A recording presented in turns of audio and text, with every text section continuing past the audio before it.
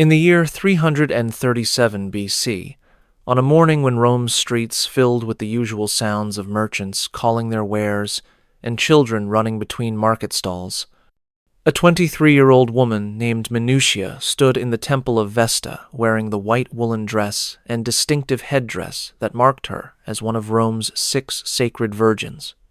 Her hands trembled as she adjusted the folds of her stola, the formal outer garment that Vestal virgins wore in public. She had been a Vestal for 15 years, chosen at age 8 from among Rome's most distinguished families, raised in the temple complex, trained in the ancient rituals that kept Rome's sacred flame burning. She had memorized every prayer, mastered every ceremonial gesture, lived in luxury and reverence as one of Rome's most honored women. But, 3 months earlier, she had met a young Roman patrician at a public festival. They had spoken briefly, innocently at first. Then there were more meetings, arranged in careful secret. Stolen conversations in the gardens near the temple, whispered words that became something more, a touch of hands that became an embrace, a kiss that became what the Romans called stuprum, the violation of her sacred vow of virginity. She had convinced herself it was love, that the gods would understand, that her service to Rome for 15 years would count for something, that maybe she could keep her secret until her 30 years of service ended and she was finally free to marry. She was wrong about all of those things. The investigation had started when one of the other Vestals noticed Minucia's changed demeanor, the way she smiled to herself during prayers, the way she seemed distracted during ceremonies. Then came the whispers, the rumors, the formal accusation. The Pontifex Maximus, Rome's chief priest, had ordered an examination. Minucia had been questioned for hours. The man she loved had been arrested, interrogated, broken under pressure. He had confessed everything, hoping to save himself. He had not succeeded. Now Minucia stood in the temple knowing that in hours, perhaps minutes, the verdict would come. Roman law was absolutely clear about what happened to Vestal virgins who broke their vows. There was no mercy, no clemency, no possibility of forgiveness. The punishment had been established centuries earlier and had never been modified or softened. Every Vestal knew what awaited those who violated their vows, had been told the stories from childhood, had been warned that the gods demanded absolute purity, and Rome enforced that demand with absolute brutality. When the Pontifex Maximus entered the temple with the College of Pontiffs following behind him, Minucia knew from their faces what the verdict was. She felt her legs weaken, felt bile rise in her throat, felt her vision narrow to a tunnel. The Pontifex Maximus spoke the ritual words, declaring her guilty of incestum, the crime of defiling her sacred body. He pronounced the sentence that Roman law required, his voice showing no emotion, reciting words that had been spoken many times before and would be spoken many times again. She would be taken from the temple. She would be dressed in funeral garments. She would be placed on a covered litter so that no one would see her face or hear her voice. A Vestal being taken to execution remained invisible and silent, already dead in the eyes of Rome. She would be carried through the streets to the Campus Sceleratus, the field of wickedness, a small underground chamber that had been constructed specifically for this purpose. She would be given a lamp, a loaf of bread, a jug of water, and a small bed. Then she would be sealed inside the chamber with stone and earth piled over the entrance. And there she would remain until she died of suffocation, starvation, or thirst, her screams unheard beneath tons of earth, her prayers to Vesta unanswered, her body left to rot in darkness because a Vestal who broke her vows could not be executed directly, that would shed sacred blood, but could be buried alive and left to die slowly, technically by her own body's failure rather than by Rome's hand. Minucia opened her mouth to speak, to beg, to explain, to say anything that might change what was about to happen, but the Pontifex Maximus raised his hand, and guards stepped forward to take her arms. Within an hour, she would be underground. Within days, she would be dead. and Rome would replace her with a new 8-year-old girl chosen from another distinguished family, a child who would be told Minucia's story as a warning about what happened to vestals who forgot their sacred duty. But Minucia's case, as terrible as it was not unusual. It was not extreme. It was simply how the system worked. What happened to Minucia in 337 BCE happened to Urbinia in 216 BCE, to Oppia in 483 BCE, to Cornelia in 91 BCE, to Aemilia and Licinia and Marcia in 114 BCE, to Caparonia in 266 BCE, to Floronia in 216 BCE, alongside Urbinia, to dozens of women across Rome's 1,000-year history, whose names were recorded, and hundreds more whose names were lost. Let me show you exactly how this system operated, because understanding what Rome did to its sacred virgins reveals something profound and terrible about how societies can normalize the unspeakable when it serves religious and political purposes. Subscribe to this channel right now, because what you're about to learn goes far beyond these individual women into systematic practices that operated for over 1,000 years, that were accepted as normal and necessary by one of history's greatest civilizations, that destroyed lives in the name of protecting the state. Hit that subscribe button, and tell me in the comments what you know about Vestal virgins in ancient Rome, because I guarantee the reality was darker and more brutal than anything you learned in school. Now let me tell you what happened to Urbinia, because her case shows how this system worked even when the accused was almost certainly innocent, how accusations could be weapons, how no defense mattered once charges were filed. Urbinia became a Vestal virgin in 230 BCE, chosen at age 10 from a senatorial family that saw her selection as a great honor. For 14 years she served faithfully, living in the house of the Vestals, maintaining the sacred flame, participating in Rome's most important religious ceremonies. She was known among the other Vestals as particularly devout, spending extra hours in prayer, volunteering for the least desirable duties, showing none of the interest in the outside world that sometimes tempted younger Vestals who had been cloistered since childhood. But in 216 BCE, Rome faced a crisis that would test every institution and destroy anyone vulnerable to being made a scapegoat. Hannibal had invaded Italy with his Carthaginian army. He had crossed the Alps with elephants and veteran troops, had defeated Roman armies repeatedly, and now threatened Rome itself. At the Battle of Cannae in August of 216 BCE, Hannibal's forces slaughtered between 50 and 70,000 Roman soldiers in a single day, the worst military defeat Rome would ever suffer.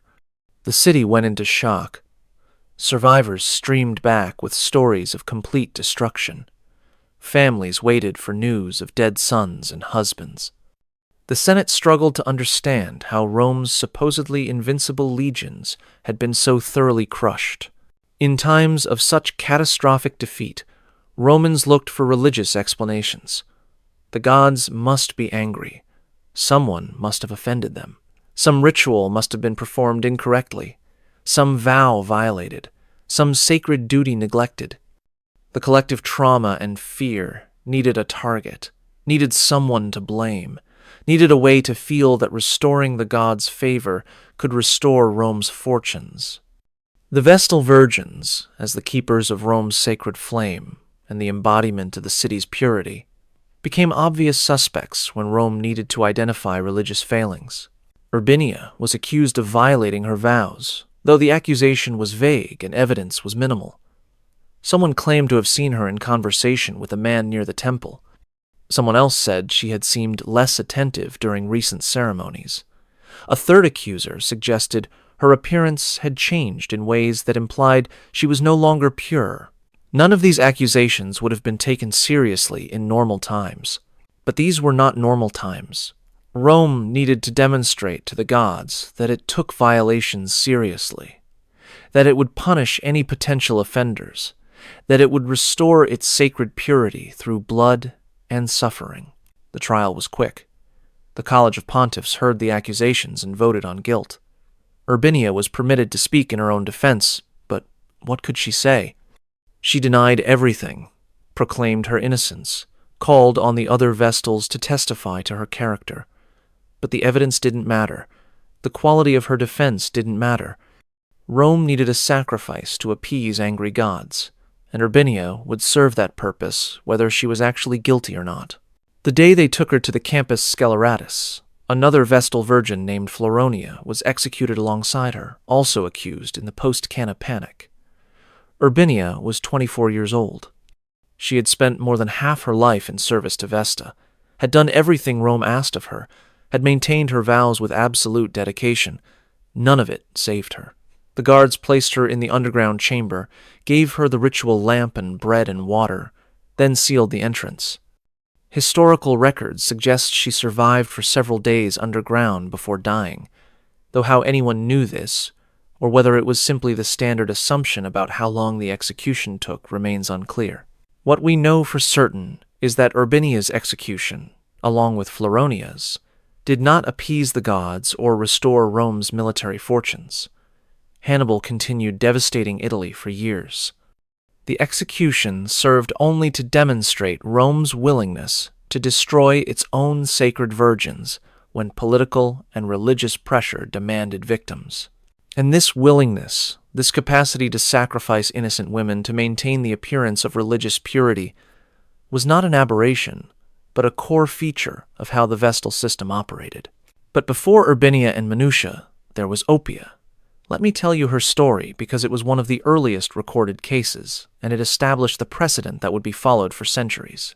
In 483 BCE, Rome was still a relatively young republic, still establishing its institutions and traditions. The Vestal Virgin system was already ancient by then, dating back to Rome's founding or even earlier. Oppia had been a Vestal for approximately 15 years when she was accused of violating her vows. The historical record is fragmentary about the specific accusation. Sources disagree about whether she was accused of actual relations with a man or simply of not maintaining the sacred flame with sufficient diligence, which could also be interpreted as a violation of her duty to remain pure in all aspects of her service. What makes Oppia's case significant is the brutality of the punishment and the way it was recorded as establishing proper procedure.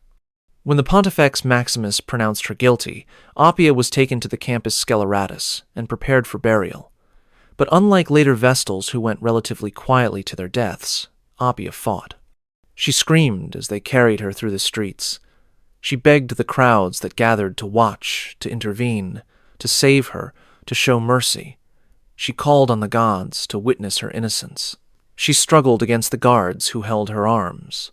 The Roman historian Livy, writing centuries later, recorded that Oppia's cries disturbed many Romans who witnessed her execution.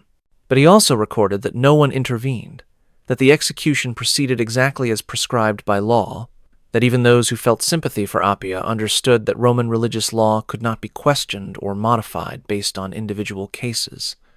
The principle was more important than the person.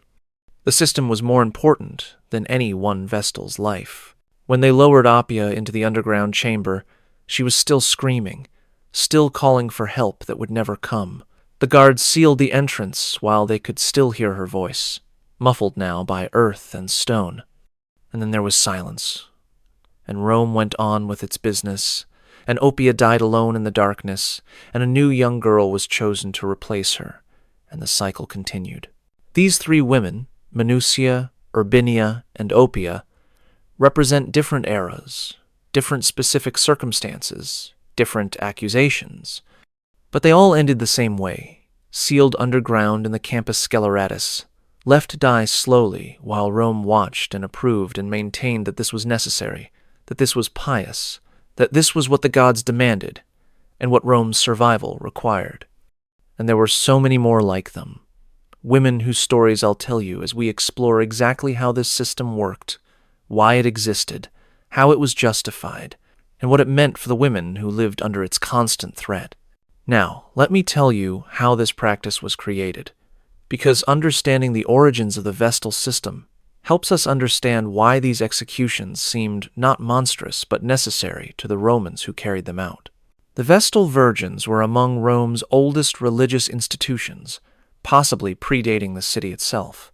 Roman tradition held that King Numa Pompilius established the order in the 8th century BCE, though the practice of keeping sacred virgins to tend eternal flames was common across ancient Mediterranean and Near Eastern cultures. The Vestal's primary duty was maintaining the sacred flame in the Temple of Vesta, the goddess of the hearth who protected Rome. This flame was never supposed to go out. If it did, it was considered a catastrophic omen requiring immediate expiation. The Vestals also kept sacred objects in the temple that were believed essential to Rome's survival, including the Palladium, a sacred statue of Athena supposedly brought from Troy that guaranteed Rome's continuation as long as it remained in Vestal custody. The reason Vestals had to be virgins was rooted in Roman religious concepts about purity and power. Romans believed that virginity created a special connection to the divine, that women who had not been touched by men possessed sacred power that could be channeled for Rome's benefit. But this power was fragile. Once virginity was lost, it could never be recovered, and the woman became not just unpowerful but actively polluted, a danger to the community rather than a protection. This belief system turned the Vestals' bodies into instruments of state security. Their purity protected Rome. Their violation endangered the entire city. The selection process reinforced how seriously Rome took this institution. Vestals were chosen between ages 6 and 10 from patrician families, the aristocratic class that formed Rome's ruling elite. The selection itself was called captio, capture, because legally the girl was being seized from her family's authority and placed under the authority of the Pontifex Maximus and the state. Once chosen, she served for 30 years, 10 years learning the rituals, 10 years performing them, and 10 years teaching new Vestals. After 30 years, she was free to leave and marry if she chose, though many stayed for life because they knew no other existence. During their service, Vestals lived in the House of the Vestals, the Atrium Vestae, a large complex near the Forum that gave them luxurious accommodations by Roman standards. They had enslaved servants, comfortable private rooms, access to the best food and clothing. They enjoyed unique privileges. They could own property independently, write wills, were freed from their father's legal authority, unlike other Roman women, had reserved seats at public games and theater performances, and were so respected that if they encountered a prisoner being led to execution, they could free him simply by their presence.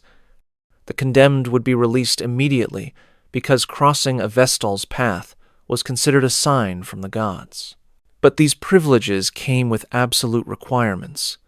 The vow of virginity was not negotiable, not flexible, not subject to interpretation, and the penalty for violating it was equally absolute. Roman law specified that a Vestal who had intimate relations with a man would be buried alive, while her male partner would be beaten to death in the Forum. The burial alive was particularly significant because Romans believed that spilling sacred blood directly would bring divine punishment on those who did the killing. By sealing the Vestal underground and letting her die slowly, they technically weren't executing her. She was dying of natural causes, just in an enclosed space. This legal fiction allowed Rome to kill its sacred virgins without technically violating their sacred status. The Campus Celeratus, where executions took place, was a small underground chamber located near the Colline Gate, inside the city walls, but away from the main populated areas. It was approximately 12 feet deep and 8 feet wide, just large enough for a person to stand or lie down, but not large enough to move around much. It had no light except what the condemned woman's lamp provided, and that would burn out within hours. The walls were stone, damp from underground water. The air was stale and thin. The only sounds would be the woman's own breathing and heartbeat, and screams that no one above could hear through the earth and stone that sealed the entrance. When a Vestal was condemned, the execution followed a specific ritual pattern that was repeated in case after case across centuries. First, she was stripped of her Vestal vestments and dressed in funeral clothes, marking her as already dead. Then she was placed on a covered litter, a covered couch carried by bearers, so that no one would see her face during the procession. Seeing a condemned vestal's face was considered unlucky, polluting even. She had to remain silent during the procession. Any words she spoke would be unclean and could spiritually harm anyone who heard them.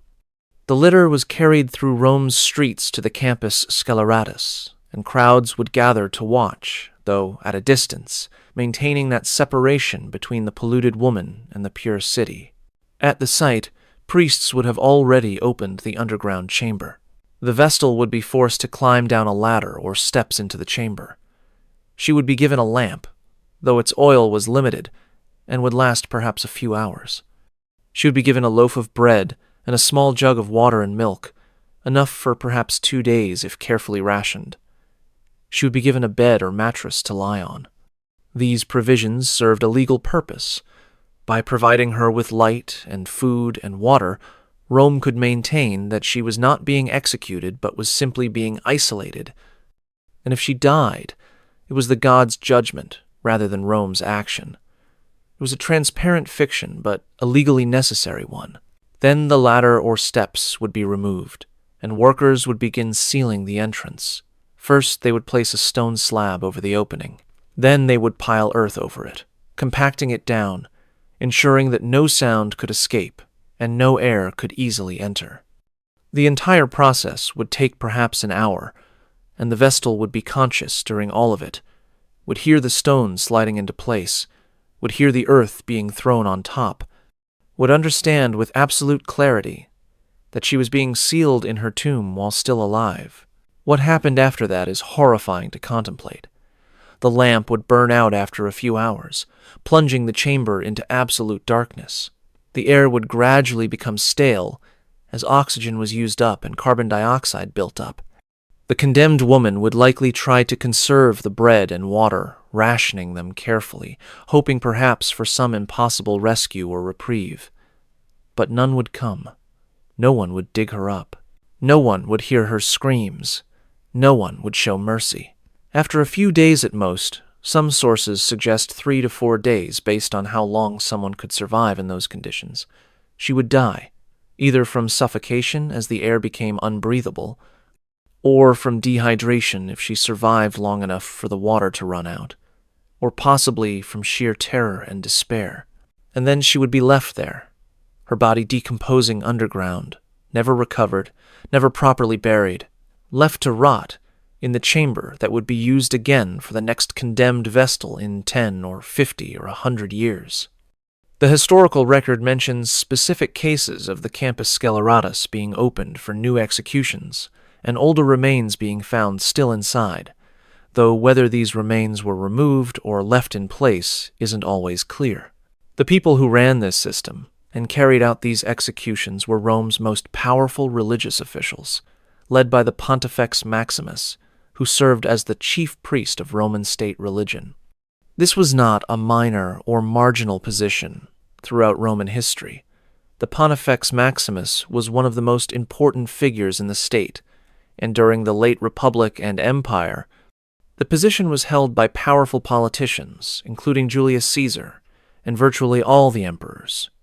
These were not cruel fanatics or religious extremists, but sophisticated, educated men who saw themselves as preserving Rome's sacred traditions and ensuring the gods' favor. Under the Pontifex Maximus, the College of Pontiffs, a group of elite priests, had authority over the vestals and conducted investigations and trials when accusations were made. The vestals also had their own internal hierarchy, led by the Virgo Vestalis Maxima, the chief vestal who was usually the most senior of the 6 and who had authority over the others in daily matters. But when it came to accusations of violating vows, even she had no power to protect her sisters. The decision rested with the all-male College of Pontiffs, and their verdict was final. The process of investigation and trial followed a pattern that repeated across centuries. When a vestal was accused, either by another vestal, by a priest, by a citizen, or sometimes by enslaved people within the vestal household, the Pontifex Maximus would initiate a formal inquiry. This inquiry, or quaestio, could last weeks or months and involved questioning the accused, questioning witnesses, and examining any evidence. During the investigation, the accused vestal would typically be confined to the house of the vestals or to the house of a respectable matron, prevented from performing her regular duties, existing in a limbo of terror while her fate was decided. The trial itself was conducted before the College of Pontiffs, meeting in a sacred space. The accused would be brought before them and permitted to speak in her defense. She could call witnesses. She could present evidence. She could invoke her years of faithful service. But the deck was heavily stacked against her. The accusation itself carried enormous weight. Why would anyone falsely accuse a Vestal virgin? Defending against a charge of lost virginity was nearly impossible, since proving virginity was based on testimony and reputation rather than any objective measure. And the political and religious context always mattered. In times of crisis, when Rome needed scapegoats, when the gods seemed angry, when defeats needed explaining, Vestals became convenient targets. If the verdict was guilty, the sentence was automatic. Roman law gave no discretion to the pontiffs. A Vestal who violated her vows would be buried alive. Her male partner, if he could be identified, would be beaten to death in the Comitium, the meeting place of Roman assemblies. There was no appeal, no clemency, no possibility of a reduced sentence. The law was absolute, and the punishment was final. Let me tell you about Caparonia, whose case illustrates how this system operated in practice. In 266 BCE, she was accused of having intimate relations with a man, though the evidence was circumstantial. Someone claimed to have seen her meeting privately with a Roman equestrian.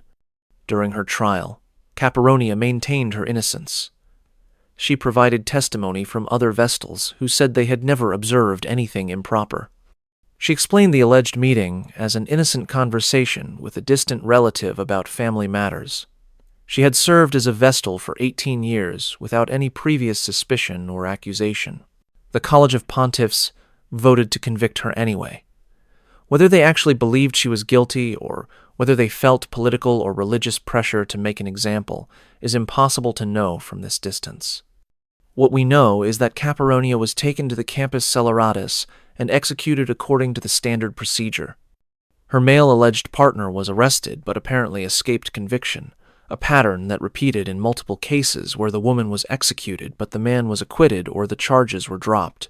The system was designed to punish the Vestal absolutely while being more flexible toward the men involved, reflecting broader Roman gender dynamics where women bore responsibility for sexual purity, while men faced lesser consequences for violations. After Caparonia's execution, Rome selected a new Vestal to replace her, a 9-year-old girl named Lucia, who would spend her childhood and young adulthood knowing that one of her predecessors had died in the Campus Celeratus for allegedly doing what Lucia would be warned never to do. This constant awareness of the potential penalty shaped every Vestal's existence. They lived their entire lives knowing that one accusation, one rumor, one investigation could end with them being sealed underground to die slowly in darkness. But the worst case, the one that showed how thoroughly brutal this system could become, involved a woman named Cornelia and took place during one of Rome's most notorious political scandals. Let me tell you her story, because it reveals the absolute depths of what Rome was willing to do to its Vestals. In 91 BCE, Cornelia was a senior Vestal, having served for more than 20 years. She was well respected, came from one of Rome's most distinguished families, and was known for her learning and intelligence. But in that year, a slave who worked in the house of the Vestals made an accusation against her, claiming to have witnessed her in a compromising situation with a Roman equestrian named Lucius Veturius. The accusation immediately created a scandal because it came during a period of intense political tension in Rome, and accusations against Vestals were often weapons in broader political conflicts. The investigation was lengthy and contentious. Multiple witnesses testified. Cornelia defended herself eloquently, pointing out that the accusation came from an enslaved person who might have personal motivations to harm her, that there was no physical evidence that her 2 decades of service should count for something. The initial verdict from the College of Pontiffs was actually not guilty. They voted to acquit her, suggesting that even they found the evidence insufficient. But powerful political figures in Rome were unsatisfied with this verdict. They wanted Cornelia condemned, either because they genuinely believed she was guilty or because her conviction served their political purposes. They pressured the Senate to overturn the verdict, arguing that the pontiffs had been too lenient, that the investigation had been inadequate, that Rome's current military setbacks and social problems indicated divine anger that could only be addressed by stricter enforcement of religious law. The Senate authorized a new investigation and trial, this time conducted by a special court rather than the College of Pontiffs. This court, led by a man named Lucius Cassius Longinus, who was known for his severity, retried Cornelia and found her guilty. The historical sources suggest the new trial was less about evidence than about political necessity. Rome needed a Vestal execution to demonstrate religious piety during troubled times. But what made Cornelia's case especially horrific was what happened after her conviction. She was taken to the Campus Celeratus as prescribed by law. But according to the Roman historian Plutarch, writing more than a century later, Cornelia maintained her innocence so strongly and called on the gods so fervently as she was being taken to execution that the crowd watching her procession became disturbed, and even some of the priests involved began to doubt the verdict. As she was being forced down into the underground chamber, she cursed those who had convicted her, calling on Vesta to witness her innocence and punish those who had wronged her. The priests and officials, perhaps made nervous by her curse, or perhaps simply following procedure with unusual strictness, decided to speed up her death rather than leaving her with the traditional provisions. Instead of giving her the full measure of bread and water that might keep her alive for several days, they gave her minimal or no provisions. And instead of sealing the chamber and leaving, some sources suggest they actually used violence to ensure she couldn't survive, though the sources are unclear and possibly unreliable on this point. What we know for certain is that Cornelia died in the Campus Celeratus, that her execution was unusually brutal even by the standards of Vestal executions, and that her case became notorious enough that historians recorded it as an example of injustice. Her male alleged partner, Lucius Veturius, was also executed, beaten to death in the Forum. And after both were dead, Rome went on as usual, having satisfied whatever religious or political needs their deaths were meant to serve. But Cornelia was not alone in her execution year. 2 other Vestals were also condemned in the same scandal, Aemilia and Licinia, both accused in 114 BCE, along with a woman named Marcia. This was another period of crisis and scapegoating, and Rome responded by executing 3 Vestals in a short period. Aemilia was charged first, and during her investigation or trial, she apparently implicated Licinia and Marcia to try to save herself, or simply because she broke under interrogation and pressure. All 3 were convicted, though Marcia appears to have been acquitted in the initial trial, only to be retried and executed later.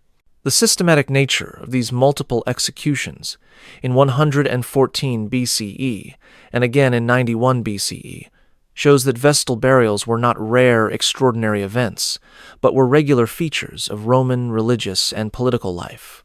When Rome faced military defeats, political instability, natural disasters, or social upheaval, the Vestals became targets for those looking to restore divine favor or demonstrate religious rigor.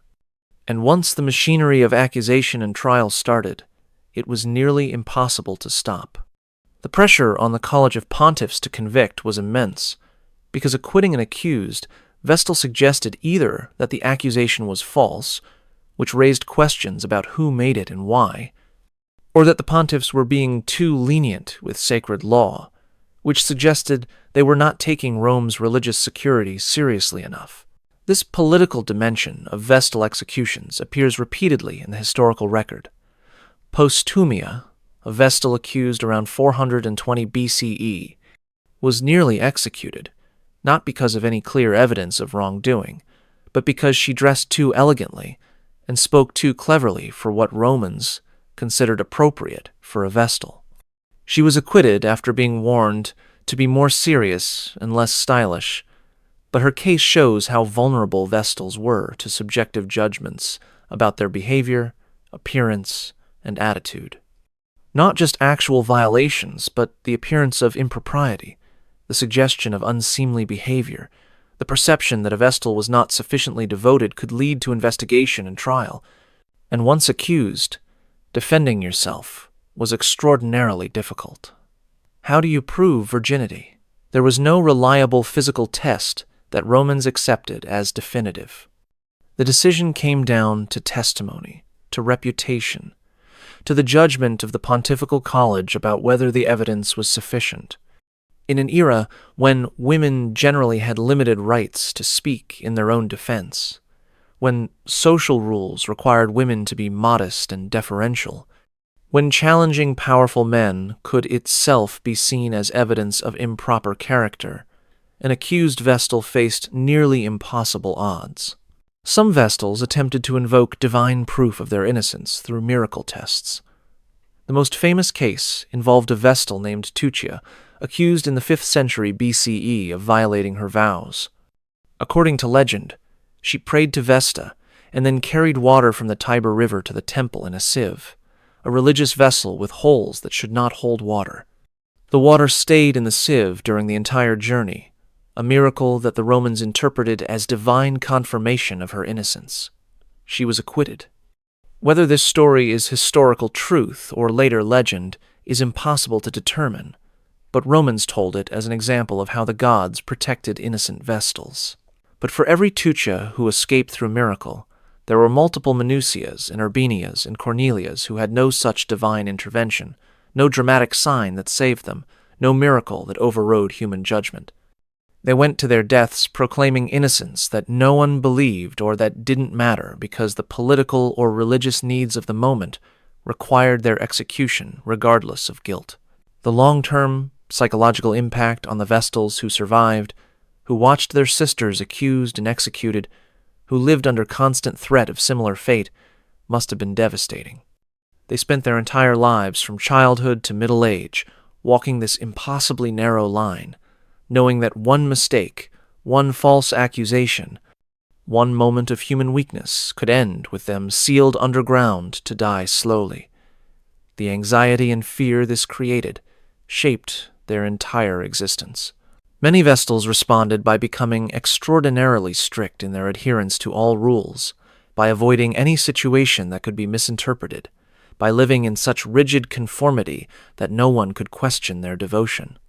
They policed their own behavior, obsessively. They policed each other's behavior too, because if one vestal was seen as lax or improper, it could reflect on all of them and invite investigation of the entire group. This created an atmosphere of constant surveillance within the house of the vestals, where the women lived together but could never fully trust each other, where friendship was complicated by the knowledge that your sister might report your behavior if she feared being implicated in it herself.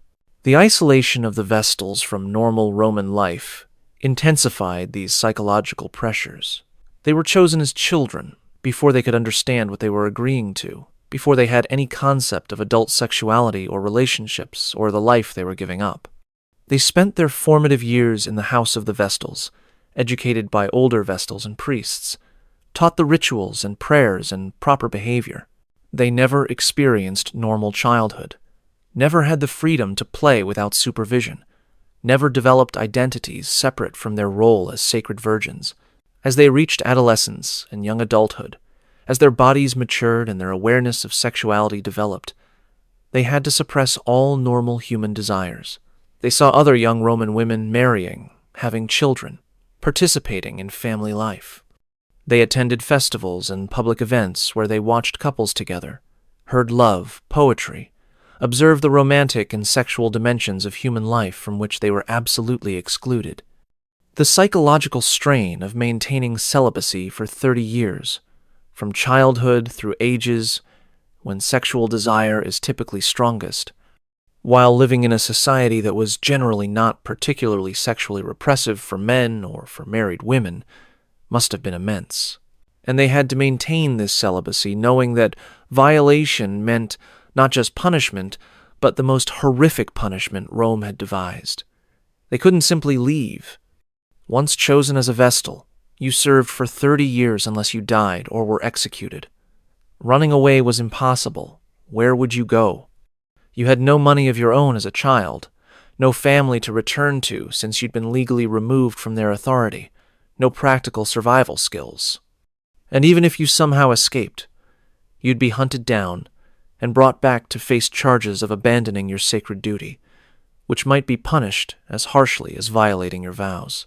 So they endured, they served, they maintained the sacred flame and performed the rituals and lived in their gilded cage, knowing that their honor and privilege came at the cost of their humanity, their freedom, and potentially their lives. The psychological defense mechanisms the Vestals developed to cope with this existence varied.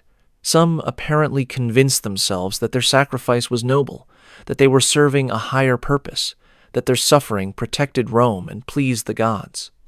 They internalized the religious ideology so completely that they couldn't imagine wanting anything different. These were the Vestals who served their full 30 years, and then chose to remain as Vestals for life rather than retiring and marrying, because the only identity they knew was this one, and they couldn't conceive of being anything else. Others went through the motions of service while internally counting the years until their 30-year term ended and they could finally leave. They fantasized about the life they would have afterward, planned the husband they would marry and the children they would bear, and the normal existence they would finally live. These Vestals typically did retire after 30 years and attempted to build the lives they'd been denied for 3 decades, though many found that transition extraordinarily difficult. They had no practical experience with normal adult life, no skills for managing households or relationships, no understanding of how to be anything other than a Vestal, and some broke. Some couldn't maintain the psychological control required, couldn't suppress their human needs and desires, couldn't endure the isolation and repression. These were the Vestals who violated their vows, who sought out relationships with men, who chose a few moments or months of human connection and pleasure, knowing they were risking everything, knowing that discovery meant the campus celeratus, but deciding that the risk was worth it because the alternative was decades more of empty existence, in service to a goddess who never spoke, never comforted, never acknowledged their sacrifice with anything other than the absence of punishment. The historical record shows that many Vestals were accused not in isolation, but during periods when multiple Vestals were accused at once, suggesting that violations sometimes happened in clusters. This makes psychological sense. If one Vestal broke her vows and confided in another, or if one Vestal's violation was discovered, and she implicated others to try to save herself, or if the psychological pressure became too much for multiple Vestals at the same time, and they turned to each other for support that crossed forbidden boundaries. The scandal of 114 BCE that resulted in multiple executions may have been one such cluster, where the psychological dams that held back human needs broke for several women simultaneously. When the system did collapse, when Vestals were caught violating their vows, Rome responded with ferocious brutality, not just to punish the specific women, but to terrorize the others into continued obedience. Making examples of violators was essential to maintaining the system's psychological control over the remaining Vestals. Every execution was a reminder. This is what happens if you break. This is how you will die if you choose human connection over sacred duty. This is the price of rebellion against your role. But despite all of this psychological torture, despite the constant threat, despite the examples made of those who violated their vows, Vestals kept breaking. The human need for connection, for love, for sexual expression, for freedom, proved stronger than fear of execution for at least some women in each generation. And Rome kept executing them, generation after generation, century after century, maintaining this system that destroyed lives in the name of preserving the state. The broader Roman society watched these executions and approved. They saw the burial of vestals as necessary, as pious, as proof that Rome took its religious obligations seriously. When a vestal was accused and tried, the public discussion focused not on whether the punishment was too harsh, but on whether she was actually guilty and whether her execution would satisfy the gods. The possibility that burying living women underground might be morally wrong apparently didn't occur to most Romans, or if it did, they subordinated that moral concern to the perceived religious necessity. This acceptance of horror reveals something important about how humans can normalize the unspeakable when it's wrapped in religious language and presented as necessary for communal survival. Romans were not uniquely cruel or unusually brutal by ancient standards. In many ways, they were sophisticated, philosophical, concerned with law and justice. But they had constructed a religious system that required virgin priestesses, had made those priestesses' purity essential to Rome's survival, and had therefore made the brutal execution of those who failed to maintain that purity seem not just acceptable, but mandatory. The same psychological and social mechanisms that allowed Romans to watch vestals buried alive allowed other societies to practice human sacrifice, to burn supposed witches, to execute religious dissenters, to commit atrocities in the name of communal purity or divine will. When a society decides that certain people's deaths are necessary to protect everyone else, when religious or political authority declares that specific executions are holy and protective rather than murderous, when the alternative to accepting these deaths is presented as communal destruction, most people will accept the deaths and participate in the system that produces them. And the women themselves, raised within the system, often internalized its logic. Some vestals who were accused and executed apparently accepted that they deserved their fate, that they had violated sacred law and merited punishment, that their deaths would restore Rome's spiritual purity. The historical sources mention vestals going to execution while praying to the gods for forgiveness, while accepting their punishment as just, while apologizing for their failures. This internalization of the oppressor's logic, this acceptance of a system that would kill you as nevertheless legitimate and right, represents the deepest psychological victory of institutional violence over individual human beings. But not all vestals accepted their fates quietly. Cornelia cursed her executioners. Oppia screamed for help and mercy. Other vestals, whose names we don't know, resisted, fought, proclaimed their innocence, tried to rally support. These acts of resistance, even when they failed, represented assertions of humanity against a system designed to reduce women to pure symbols, to strip them of individual identity, and make them merely instruments of state religious practice. The question of how many vestals were actually guilty versus how many were falsely accused is impossible to answer definitively from this historical distance. Some accusations were clearly false, made for political reasons, or during periods of mass hysteria when Rome needed scapegoats. Some were probably accurate, reflecting actual violations by women who couldn't maintain impossible standards for decades. But from a moral perspective, the question of guilt or innocence is almost secondary to the question of whether any human being should be treated this way, regardless of what they've done. Rome thought the answer was yes. For over 1,000 years, Rome maintained that burying living women underground to die slowly was an appropriate and necessary practice. For over 1,000 years, Roman religious and political authorities carried out these executions without apparent moral qualms. For over 1,000 years, Roman crowds watched these executions as public demonstrations of piety, rather than as horrors that should be stopped. This continued into the Christian era, surprisingly. When Christianity became Rome's dominant religion, you might expect that Christian emperors would have ended the practice of burying vestals alive as incompatible with Christian morality.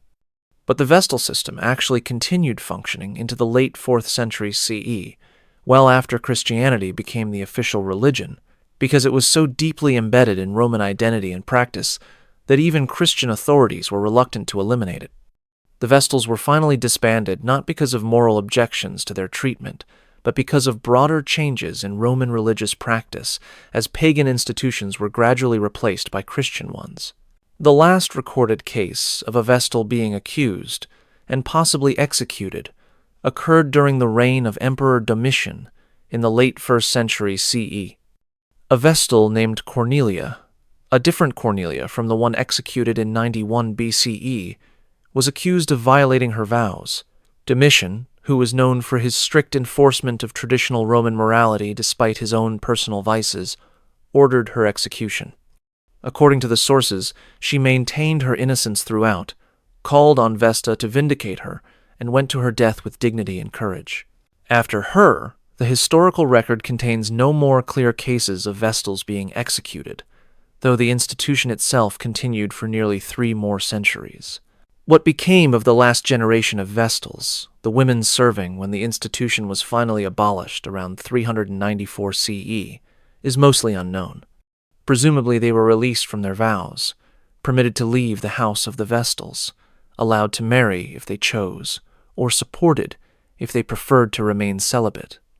The transition from being a sacred virgin responsible for Rome's survival to being a woman in late antiquity with no particular status or role must have been disorienting and difficult. They had spent their lives serving a goddess who was no longer worshipped, maintaining a flame that was allowed to go out, performing rituals that Christians considered at best obsolete and at worst diabolic. The historical memory of what happened to vestals who violated their vows became complicated and contested. Later, Christian writers sometimes mentioned the burials as examples of pagan brutality, as evidence that pre-Christian Rome was morally bankrupt and cruel. But they often made these criticisms while simultaneously praising the Christian practice of consecrated virginity, which also demanded lifelong celibacy from women who dedicated themselves to God, suggesting that the problem wasn't demanding virginity, but rather how violations were punished. Later secular historians, particularly in the Renaissance and Enlightenment, when interest in classical Rome revived, treated the vestal burials as interesting ancient customs rather than as atrocities. They described the practice in detail, but often without moral judgment, as if burying women alive was simply part of Rome's fascinating religious system rather than systematic torture and execution. This tendency to aestheticize or historicize Roman brutality while minimizing its horror was common in classical scholarship until relatively recently. Modern understanding of what was done to vestals has become more critical and more willing to name these practices as forms of patriarchal violence and social control. Contemporary scholars recognize that the vestal system, whatever its religious justifications, functioned to control women's sexuality through terror, to use women's bodies as instruments of state power, and to sacrifice individual women's lives and freedom for perceived communal benefit. The system was not an aberration, but a logical extension of broader Roman attitudes about women, about purity, about the relationship between female sexuality and communal well-being. The women themselves, Minucia, Urbinia, Oppia, Cornelia, Aemilia, Licinia, Marcia, Caparonia, Floronia, Postumia, Tuccia, and dozens of others whose names are recorded, plus hundreds more whose names are lost, deserve to be remembered not as cautionary tales about the consequences of breaking vows, but as human beings who were trapped in an impossible system, who were given no real choice about their lives, who were executed in one of history's most brutal ways for either violating inhuman standards or for being falsely accused of doing so. They were children when they were chosen, too young to understand what they were agreeing to, selected by men who saw them as instruments rather than as people. They were raised in captivity, trained to suppress their humanity, taught that their value came from their purity, and their purity required absolute denial of normal human needs and desires. They lived under constant threat, knowing that one accusation could destroy them, that no amount of faithful service guaranteed protection, that they could die horribly for mistakes or for no reason at all if Rome needed scapegoats. When they broke, when they sought human connection, when they chose moments of intimacy and love over decades of isolation, when they decided that being human was worth the risk, they were punished with a cruelty that is hard to comprehend. They were sealed underground while conscious and aware, left to die slowly over days, experiencing absolute darkness and silence, suffocating gradually or dying of thirst, knowing that no one would come to help them, that they were dying alone because they had dared to be human rather than remaining pure symbols. And Rome watched and approved and called this piety. The ruins of the Temple of Vesta still stand in the Roman Forum today. Tourists photograph them without knowing the full stories of what happened there, of the women who maintained the sacred flame, of the ones who were accused and tried and executed for supposedly failing in their duty. The Campus Sceleratus, where the executions took place, was built over centuries ago. Its exact location now uncertain. The underground chamber where women died slowly, long since destroyed or buried deeper by layers of later construction. But the memory of what happened there should be preserved. The stories of Minucia and Urbinia and Oppia and Cornelia and all the others should be told not to praise Rome's piety or to marvel at ancient customs, but to remember that these were real women who suffered real horror, who were victims of a system that treated them as property and symbols, rather than as human beings with rights and value and dignity. Their suffering reveals something important about how power operates, about how religious authority can justify unspeakable cruelty, about how societies can normalize practices that, by any reasonable moral standard, are monstrous. Understanding their stories helps us recognize similar patterns in our own time. When religious or political authority demands sacrifices from the vulnerable, when purity becomes more important than humanity, when systems treat people as instruments, to be used and discarded, rather than as individuals with inherent worth. What do you think about the Vestal virgins and their treatment by Rome? How do we judge ancient practices by modern standards without falling into presentism, while still acknowledging that some things are wrong regardless of cultural context? Were there any ways these women could have resisted or escaped their situations, or was the system so total that resistance was impossible? Leave your thoughts in the comments below. If you found this exploration of Roman religious violence important and disturbing, if you believe these stories need to be told, so we understand how power operates without mercy when wrapped in religious language, then subscribe to this channel and share this video.